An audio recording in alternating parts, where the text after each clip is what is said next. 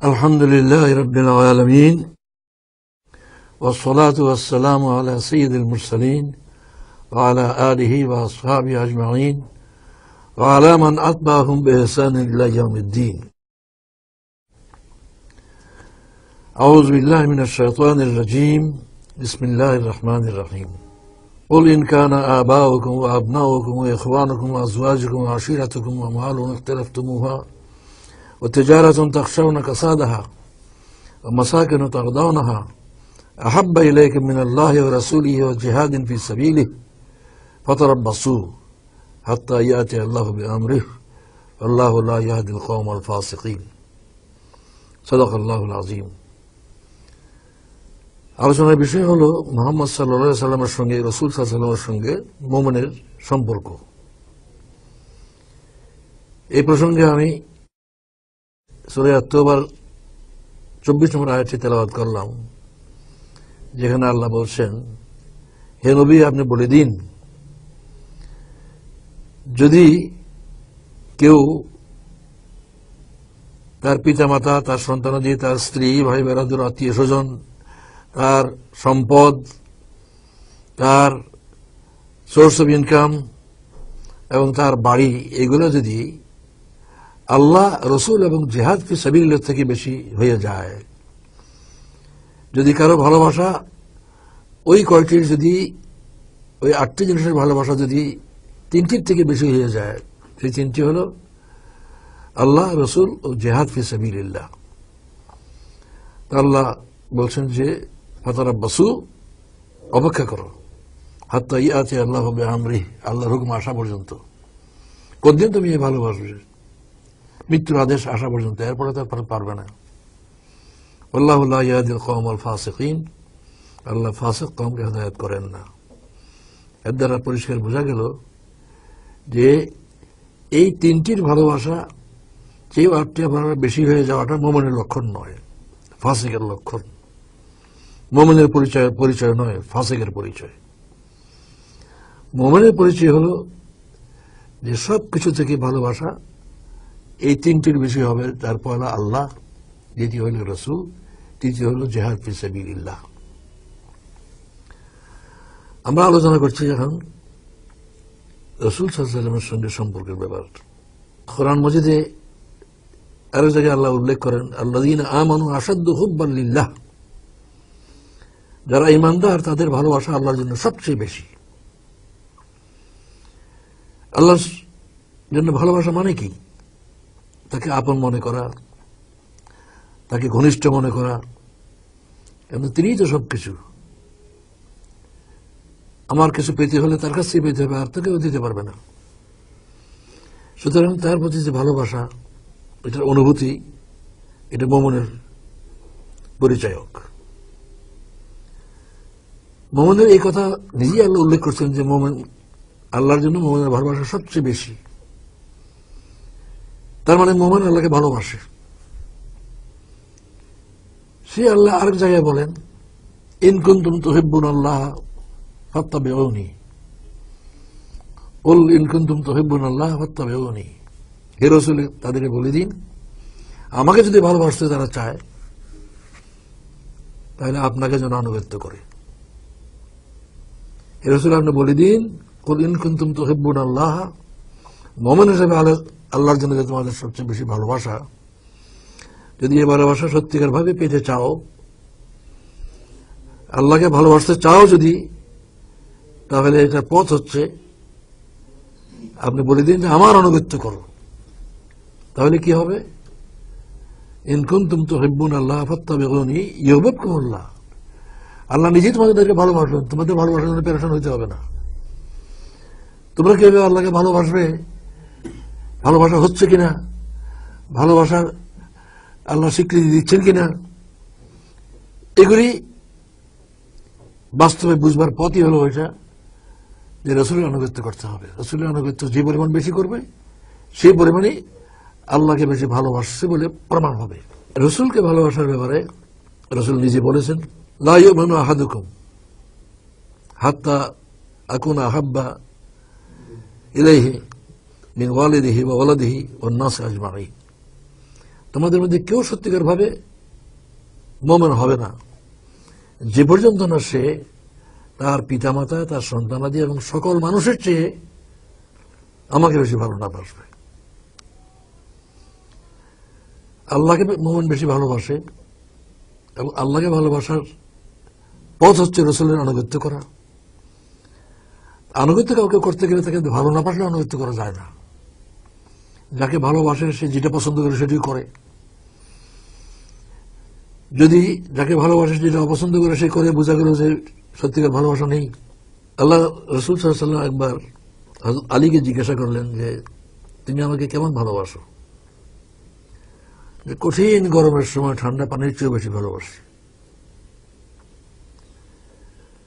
হযরত উমরকে জিজ্ঞাসা করলেন তুমি কিরকম ভালোবাসো? বললেন আমার জীবন ছাড়া আর সবকিছু থেকে আমাকে ভালোবাসি। রাসূল বললেন যে ওমর, হলো না, তোমার জীবন থেকে বেশি ভালোবাসতে হবে। ইয়া রাসূলুল্লাহ, আমার জীবন থেকে আপনাকে বেশি ভালোবাসি। রাসূলুল্লাহ বললেন আলান ইয়া ওমর, এখন ঠিক হয়েছে ওমর, এখন তোমার কথা ঠিক হয়েছে। এই যে সবচেয়ে বেশি রাসূলকে ভালোবাসা, রাসূল নিজেই বললেন যে কেউ সত্যিকার মুমিন হবে না যে পর্যন্ত সবার থেকে আমাকে বেশি ভালো না বাসবে। সাহাবায়ে কেরামের মধ্যে আল্লাহর রাসূলের প্রতি ভালোবাসার যে সমস্ত কাহিনী আছে সেগুলি তো এমন যে মনকে গলিয়ে দেয় একদম। বিভিন্ন সাহাবী রাসূলকে জিজ্ঞাসা, ইয়া রাসূলুল্লাহ, দুনিয়াতে তো যখন ইচ্ছা হয় আপনাকে দেখে সান্ত্বনা বোধ করি, কিন্তু মৃত্যুর পরে তো আপনি থাকবেন কোন জায়গায় রাসূল হিসেবে, আর আমরা থাকবো কোথায়? যদি সেখানে আপনাকে এইভাবে দেখা না পাই তাহলে তো বেহেশতের কোনো মজাই পাবো না। রাসূল সাল্লাল্লাহু আলাইহি ওয়াসাল্লাম এই কথার জবাব ওহীর দ্বারা কোনো কিছু পাননি বলে জবাব দিচ্ছিলেন না। তারপর যখন নাকি ওহী আসলো, আল্লাযীনা আমান ইউতি'আল্লাহু ওয়া রাসূলাহু ওয়া মান ইউতি'আল্লাহু ওয়া রাসূলাহু ফাউলাইকা মা'আল্লাযীনা আন'আমা আল্লাহু আলাইহিম মিনান নাবিয়্যিন ওয়াস সিদ্দীকিন ওয়াশ শুহাদা ওয়াস সালিহিন। এই আয়াত যখন নাযিল হলো তখন নবী করিম যারা যারা এরকম বলছেন তাদেরকে ডেকে ডেকে শোনাইলেন এবং সাহাবায়ে কেরাম মন্তব্য করলেন যে আমরা আর কোন সুসংবাদে এত খুশি হইনি যে তো এই আয়াতের খবরে খুশি হয়েছি। কি বলেছে আয়াতে? বলছেন যে যারা নাকি আল্লাহর আনুগত্য করে এবং রাসূলের আনুগত্য করে তারা থাকবে নবীদের সঙ্গে, সালেহদের সঙ্গে, শহীদদের সঙ্গে। ফাউলাইকা মা'আল্লাযীনা আন'আমা আল্লাহু, যাদের উপরে আল্লাহ নেয়ামত দিয়েছেন তাদের সঙ্গে থাকবে। তারা কারা? মিনান নাবিয়্যিন ওয়াস সিদ্দীকিন ওয়াশ শুহাদা ওয়াস সালিহিন। তাহলে বোঝা গেল যে রাসূলের প্রতি ভালোবাসার এটা একটা মানুষ হিসেবে তাকে মহব্বত করা, এটার অনুভূতিটা ভিন্ন এবং বাস্তব। আল্লাহকে তো দেখা যায় না, রাসূলকে আমরা দেখি না। এখানে একথা বলা যায়, নবী রাসূল জিজ্ঞাসা করলেন একবার সাহাবায়ে কেরামকে যে আমার প্রেমিক কারা? সাহাবায়ে কেরাম বলছেন, ইয়া রাসূলুল্লাহ, আমাদের চেয়ে বেশি প্রেমিক কে হইতে পারে আপনার? তিনি বললেন যে তোমরা আমার সাহাবী, আমার সাথী। আমার প্রেমিক হচ্ছে তারা যারা আমাকে না দেখে মহব্বত করবে। কি কথা! আমার প্রেমিক হচ্ছে তারা যারা নাকি আমাকে দেখতে পাবে না অথচ আমাকে মহব্বত করবে। এই যে রাসূলকে মহব্বতের, আল্লাহকে মহব্বতের পথ হইল রাসূলকে আনুগত্য করা। আর রাসূল নিজেই বলছেন যে তাকে মহব্বত করতে হবে সবচেয়ে বেশি। সূরা তাওবা আয়াতে বলেই দিয়েছে যে আল্লাহ, রাসূল এবং জিহাদ ফিসাবিলিল্লাহ আর সবকিছু থেকে এটাকে ভালোবাসতে হবে বেশি। তো যদি মুহাম্মদ সাল্লাল্লাহু আলাইহি ওয়াসাল্লামকে আমাদেরকে ভালোবাসতে হয়, সঠিকভাবে ভালোবাসতে হয়, তাহলে তার হাইসিয়তটা পয়লা আমাদের বোঝা দরকার। তিনি কে? তিনি একজন মানুষ, অতি মানব নয়, নিঃসন্দেহে মহামানব, কিন্তু মানব সত্তার ঊর্ধ্বের কোন সত্তা নয়। তাকে পাথর মারলে আহত হয়েছেন, তার জ্বর হয়েছে, খিদা লেগেছে, পিপাসা লেগেছে, মানবিকগত দুর্বলতা সবই তো তার ছিল। পিতার ঔরসে মাতার গর্ভে পয়দা হয়েছেন, আর আল্লাহ নিজেই তাকে বলে দিয়েছেন, কুল আনা বাশারুম মিসলুকুম ইউহা ইলাইয়া। আল্লাহ বলে, হে রাসূল, আপনি জানিয়ে দিন আমি তোমাদের মতো মানুষ, আমি কোনো ভিন্ন ধরনের মানুষ নই, তোমাদের মতোই মানুষ। পার্থক্য এই, ইউহা ইলাইয়া, আমার ওই আসে, তোমাদের কাছে ওই আসে না। একটাই পার্থক্য, কিন্তু পার্থক্যটা বিরাট, সাধারণ পার্থক্য নয়। তিনি একজন মানুষ, অথচ এই একটি মানুষই দুনিয়া এবং আখিরাতে অত্যাবশ্যক। এই একটি মানুষ ছাড়া মুমিনের একটা মুহূর্ত চলা স্বাভাবিক নয়। আমার জন্মের সাথে সাথে আমার প্রতি কি কর্তব্য পালন করতে হবে, আমার বাপ মাকে কে শিক্ষা দিল? এই মুহাম্মদ সাল্লাল্লাহু আলাইহি ওয়াসাল্লাম ছাড়া কোথা থেকে শিক্ষা পাবে? আমার জন্ম থেকেই তার প্রয়োজন, আমার জন্মের সাথে সাথে তার প্রয়োজন যে আমার পিতা মাতাকে তিনি যে শিক্ষা দিয়েছেন যে শিক্ষা অনুযায়ী আমার সঙ্গে আচরণ করবে। এই কথাটা ভালো করে বোঝা দরকার যে আল্লাহ আসমান থেকে আওয়াজ দিয়ে ঘোষণা করে দেয় না যে এই লোক রসুল, তাকে তোমরা মানো। আল্লাহ রসুলকে চিনিয়ে দেয়নি, বরং রসুল আল্লাহকে চিনিয়ে দিয়েছেন। রসুল ঘোষণা করেছেন আমি আল্লাহর রসুল, এবং তিনি আল্লাহর পরিচয় দিয়েছেন, আল্লাহ সম্বন্ধে ধারণা দিয়েছেন। আল্লাহ আওয়াজ করে মানুষের কাছে রসুলের পরিচয় করিয়ে দেননি। রসুল তার কথা, তার কাজ, তার সবকিছু দিয়ে তিনি আল্লাহকে চিনিয়ে দিয়েছেন। এই যে রসুল, জীবনের প্রতি মুহূর্তে তার আমার প্রয়োজন। আমার কোনটা করা উচিত, কোনটা করা উচিত নয়, কে শেখাবে? আমার জীবনের সর্বক্ষেত্রে, সর্বব্যাপারে একমাত্র মানুষ তিনি যিনি নাকি এই শিক্ষা দিয়েছেন, এবং সেই শিক্ষা গ্রহণ করলে আমি আমার কান মজা সবকিছু পাবো। মৃত্যুর পরে কবরে পরেই জিজ্ঞেস করা হবে তোমার রবকে, এরপরেই রসুলকে জিজ্ঞেস করা হবে একে তুমি চিনো কিনা। সেখানেও চিনা আমার প্রয়োজন হবে। যদি এখানে আমি তার আনুগত্য ঠিক মতো করি, তাকে ভালোবাসি, তাহলে সেখানে চিনতে পারবো। হাসরের ময়দানে হাউজে কাউসার তার আছে, এবং হাদিসে আছে হাউজের কঠিন পিপাসা যখন লাগবে, হাউজের কাউসারের পানি একবার পান করলে পিপাসায় আর কষ্ট হবে না। একবার পান করলে আর পিপাসায় কষ্ট পাবে না। শাফাত তিনিই করবেন, অন্য নবীরাও শাফাত করার সাহস করবে না। তাদের কাছে শাফাতের জন্য যারা যাবে তারা বলবে যে তার কাছে যাও। এই হচ্ছে এই ব্যক্তিটি, একজন মানুষ, অথচ আল্লাহর পরেই তার স্থান। আমাদের মধ্যে মানুষ, অথচ তার এই পজিশন। এখন তার আনুগত্য বলতে কি বোঝায়? দেখা যায় যে লোকেরা তার জীবন থেকে শুধু ধর্মটুকু নেয়, আর বাকিগুলি নেয় না। আংশিক আনুগত্য। ঈসা আলাইহিস সালামেরও শুধু ধর্মীয় শিক্ষাটুকু খ্রিস্টানরা নিয়েছে, আর বাকি কিছু নেয়নি। মুসা আলাইহিস সালাম থেকে ধর্মীয় শিক্ষাটুকু নিয়ে বসে আছে, আর বাকি শিক্ষা নেয়নি। এইভাবেই তো এত ধর্ম হয়েছে। আল্লাহ তো এত ধর্ম বাড়ায়নি। আল্লাহকে মানুষের বিভেদ সৃষ্টি করার জন্য একাধিক ধর্ম পাঠাইতে পারে নাকি? স্বাভাবিক নাকি? তো মুহাম্মদ সাল্লাল্লাহু আলাইহি ওয়াসাল্লাম হচ্ছে ইসলামের বাস্তব রূপ। নবুয়ত প্রাপ্ত হওয়ার পরে 23 বছরে তিনি যা করেছেন সবটাই ইসলাম। যে কোরআন আমরা তেলাওয়াত করি, এটা কিতাবী কোরআন। আসল কোরআন এটা না, আসল কোরআন মুহাম্মদ সাল্লাল্লাহু আলাইহি ওয়াসাল্লামের জীবন। মুহাম্মদ সাল্লাল্লাহু আলাইহি ওয়াসাল্লামের জীবনটা জীবন্ত কোরআন, বাস্তব কোরআন, আসল কোরআন। সেই জীবন থেকে কোরআনকে বুঝতে হবে, তার থেকে বিচ্ছিন্ন করে কোরআন বোঝার কোনো উপায় নেই।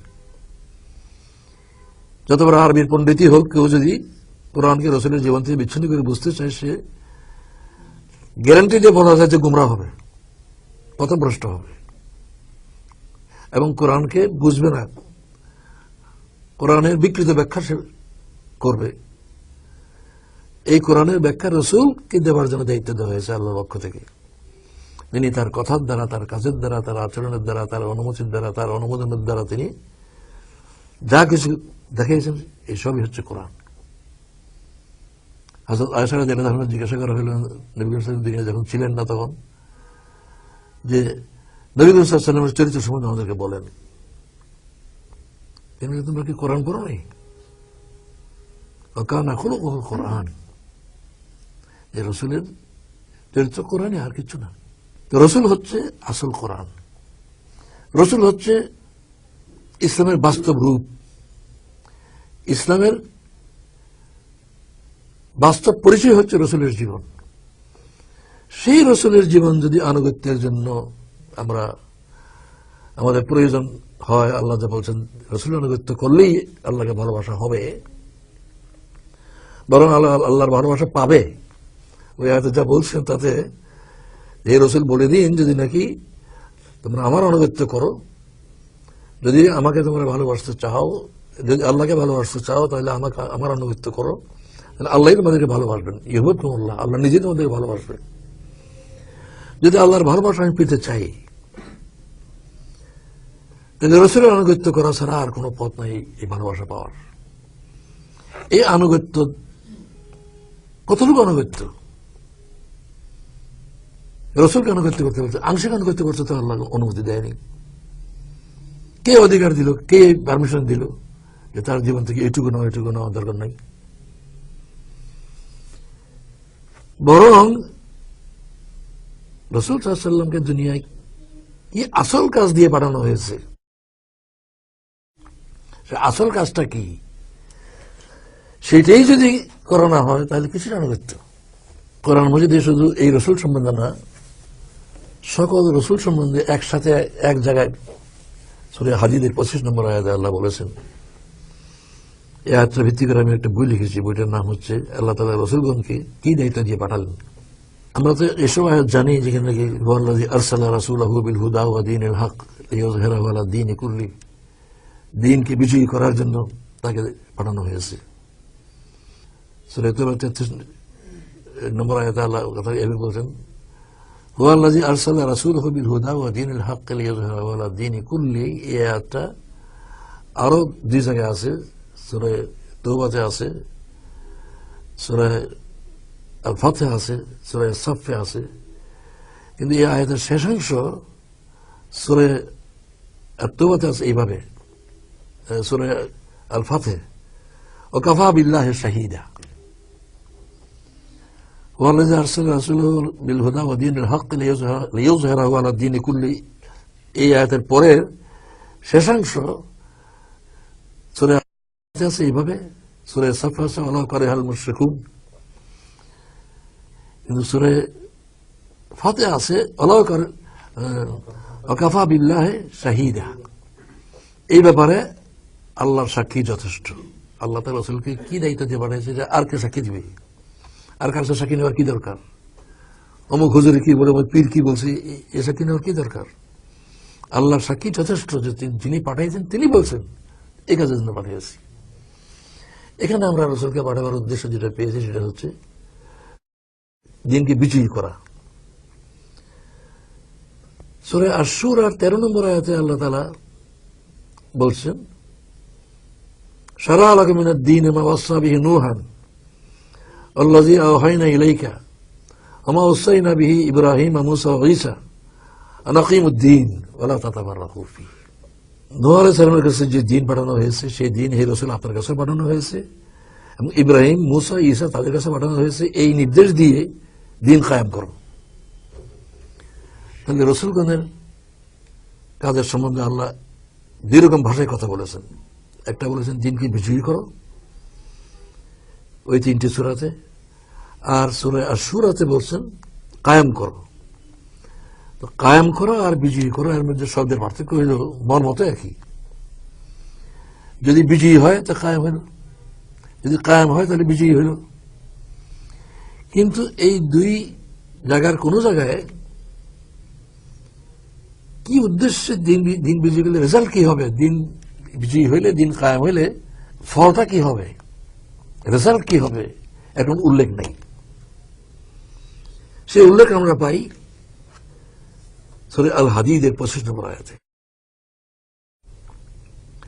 লাকাদ আরসালনা রুসুলানা, রসুলের ভগবান রসুল, সকল রসুলের কথা একসঙ্গে বলছে আল্লাহ তাআলা এখানে। লাকাদ আরসালনা রুসুলানা বিল বাইয়িনাত ওয়া আনজালনা মাআহুমুল কিতাবা ওয়াল মিজান লিয়াকুমা আন-নাসু বিল কিসত। আরো লম্বা, আমি সেটুকুর পর তেলাওয়াত করলাম না, যেটুকু এখন প্রয়োজন। তিনি বলেন, আমি রসুলগণকে পাঠিয়েছি লাকাদ আরসালনা রুসুলানা বিল বাইয়িনাত, সুস্পষ্ট নিদর্শন দিয়ে। এই নিদর্শনের ব্যাখ্যা আমি এখানে দিয়ে সময় খরচ করতে চাই না। ওয়া আনজালনা মাআহুমুল কিতাবা ওয়াল মিজান, আমি রসুলগণের নিকট কিতাব পাঠিয়েছি, মিজান পাঠিয়েছি। আমি কিতাব মিজানের ব্যাখ্যা দিয়েও সময় খরচ করতে চাই না এখানে। আমার আসল টার্গেট কথা বলা, লিয়াকুমা আন-নাসু বিল কিসত। কেন রসুলকে আমি বাইয়ানাত দিয়ে, কিতাব দিয়ে, মিজান দিয়ে পাঠালাম? যাতে মানুষ কিসতের উপরে কায়েম হয়ে যায়। কিসত মানে আদল, ন্যায়। ন্যায় তখনই হয় যখন তার হক মানুষ পায়। দুধের বাচ্চাকে গোশত খাইতে দিলে এটা তো তার কোনো কল্যাণ হবে না, এটা তার হক নয়। তার হক এখন দুধ পাওয়ার। যখন গোশত খাওয়ার বয়স হবে তখন শুধু দুধ দিলে চলবে না, গোশত দিতে হবে। যার যা প্রয়োজন, সেই প্রয়োজনটা পূরণ হলেই তার হক আদায় হয়। আদালতে, কোর্টে ন্যায়পরায়ণ মানে কি? তার পক্ষে রায় দেওয়া, যেটা নাকি যার যা পাওনা, সেই পাওনা তাকে দেওয়া। কোর্ট যদি সেই পাওনা দেয় তাহলে বোঝা গেল ন্যায় কায়েম হইল। তো মানুষের মধ্যে ন্যায়পরায়ণতা কায়েম করা, এটা হচ্ছে রাসূলগণের পাঠানোর উদ্দেশ্য। কিতাব পাঠানো হয়েছে, মিজান পাঠানো হয়েছে এই উদ্দেশ্যে, যাতে নাকি মানুষ টেস্টের মধ্যে কায়েম হয়ে যায়। এখানে লক্ষ্য করার বিষয়, লিয়াকুমা আন-নাসু বিল কিসত, এখানে নাস ফাইল, অর্থাৎ যাতে মানুষের উপরে টেস্ট কায়েম করা যায় একথা বলা হয়নি। যাতে মানুষ টেস্ট পেয়ে যায়, যাতে মানুষ ইনসাফ পেয়ে যায়। ইনসাফ পাওয়ার যে ব্যাপারটা, এটা তখনই সম্ভব যদি নাকি আল্লাহর বিধান জারি করা হয়, দিন যদি বিজয়ী হয়, দিন যদি কায়েম হয়। তো দিন কায়েম করা, দিন বিজয়ীর উদ্দেশ্য হচ্ছে সকল মানুষের হক ঠিক মতো দেওয়া। এবং আল্লাহ তাআলা সবার হক নিজে ঘোষণা করেছেন। এই হক নির্ধারণ করার দায়িত্ব মানুষকে তিনি দেননি, রসুলকেও দেননি। আইন দেওয়ার অধিকার রসুলকে আল্লাহ দেননি। ওহীর মাধ্যমে যা বলেন সেটি আইন। নিজে নিজে আইন বানাবার কোনো এখতিয়ার রসুলকে দেওয়া হয়নি। এবং আইনই তো মানুষের হক নির্ধারিত করে। সুতরাং এই হক, আল্লাহ স্বামীর হক কি, স্ত্রীর হক কি, এটা তাদেরকে ফয়সালা করার এখতিয়ার দেননি। পিতার হক কি, সন্তানের হক কি, এগুলি তাদেরকে সিদ্ধান্ত করার এখতিয়ার দেননি। জনগণের হক কি, সরকারের হক কি, মানে রাইট এবং ডিউটি, মানে অধিকার ও কর্তব্য, এই দুইটা একটার সঙ্গে আরেকটা ঘনিষ্ঠ সম্পর্ক। পিতার যেটা কর্তব্য, সন্তানের সেটা হক, অধিকার। সন্তানের যেটা কর্তব্য, এটা পিতার হক। গভর্নমেন্টের যেটা অধিকার, সেটা জনগণের কর্তব্য। গভর্নমেন্টের যেটা কর্তব্য, এটা জনগণের হক। এই আল্লাহ হক ঠিক করে দিয়েছেন, এবং সেই হক যদি নাকি মানুষকে দেওয়া হয়, তবেই সত্যিকার ভাবে মানুষ ইনসাফ পাবে, ন্যায়পরায়ণতা পাবে। এই কিসত কায়েম করার জন্য নবীগণকে পাঠানো হয়েছে।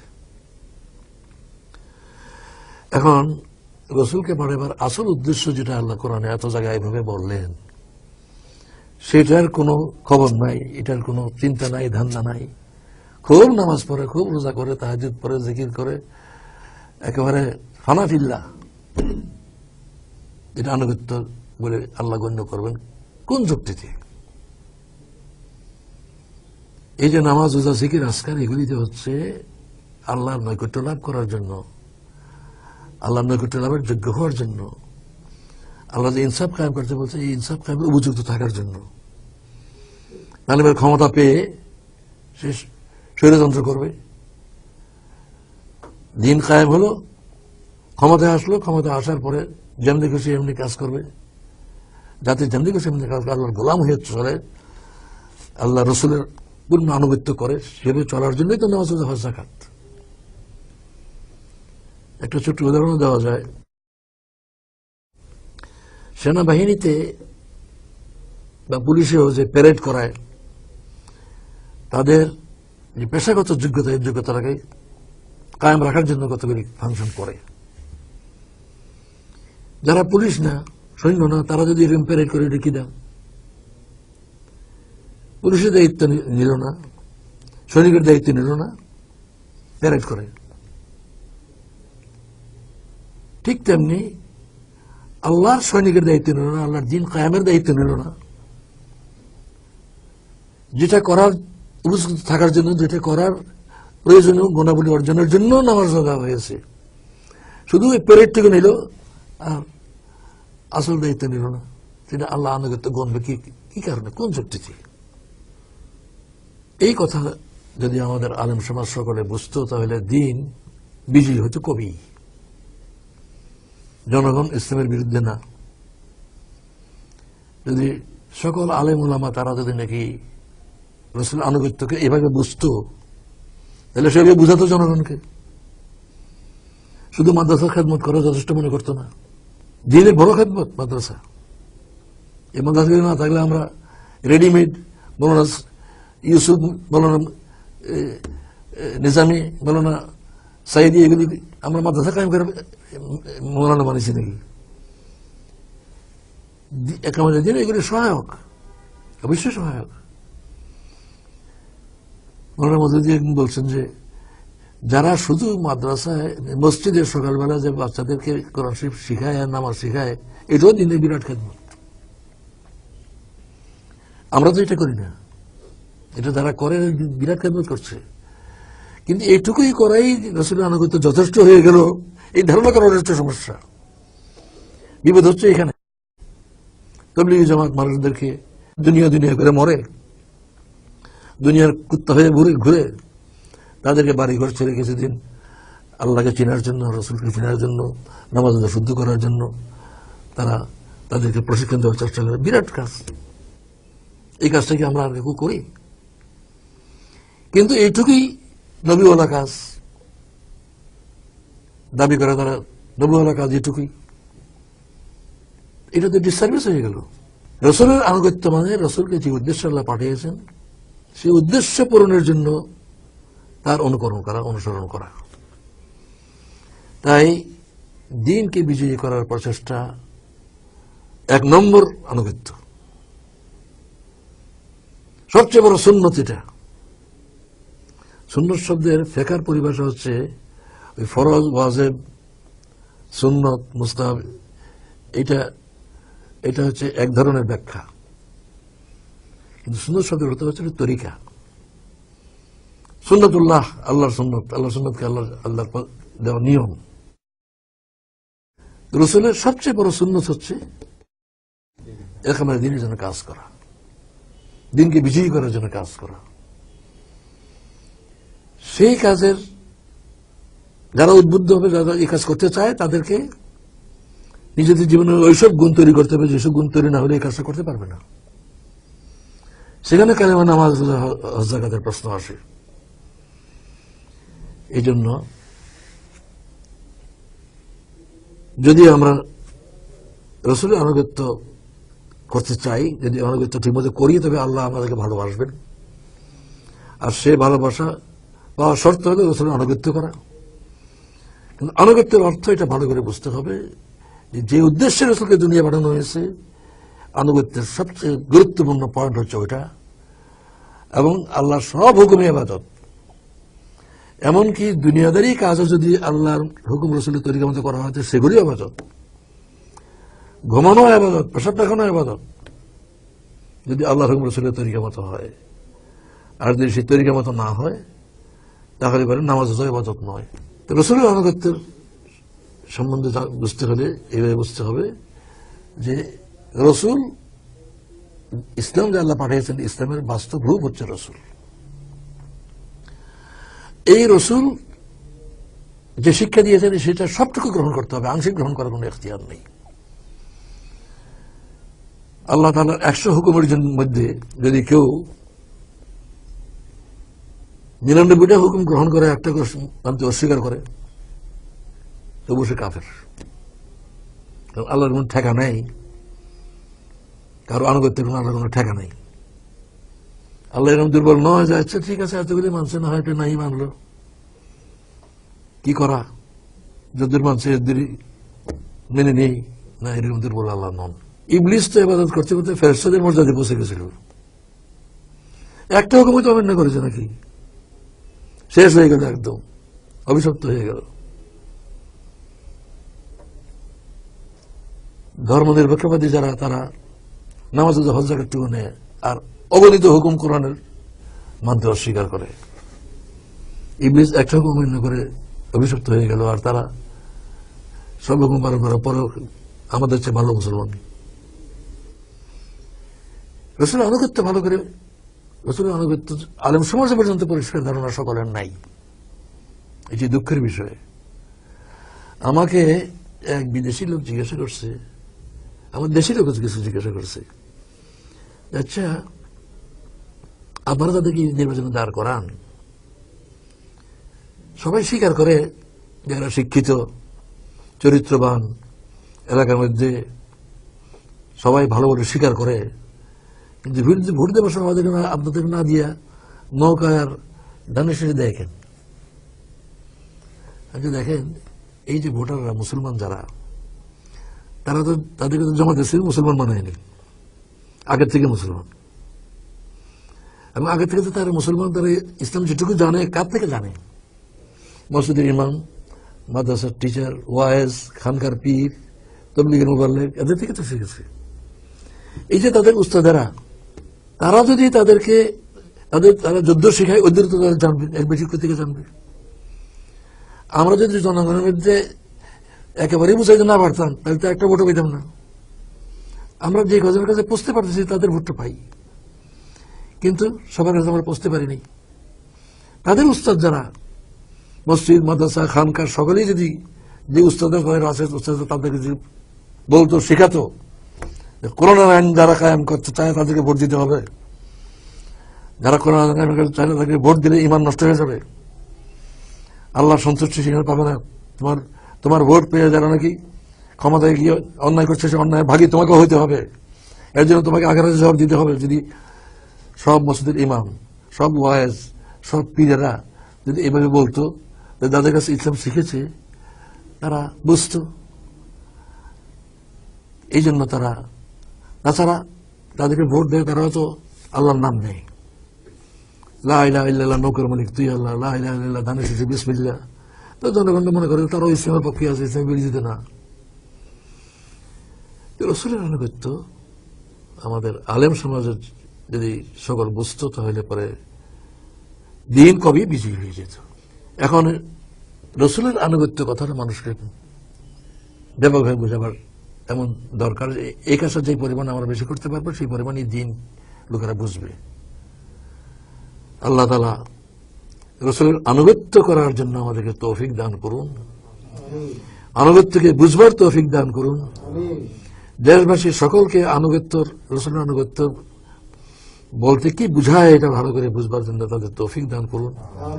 আমাদেরকে তৌফিক দান করুন যাতে নাকি আমরা জনগণকে এই কথাটা ভালো করে বুঝাতে পারি, তবেই রাসূলের আনুগত্য ঠিক মতো হবে। না হলে কোটি কোটি মুসলমান আছে, দিন বিজয়ী হবে না যে পর্যন্ত তারা এগুলি না বুঝবে। ওয়া আখিরু দাওয়ানা আলহামদুলিল্লাহি রাব্বিল আলামিন।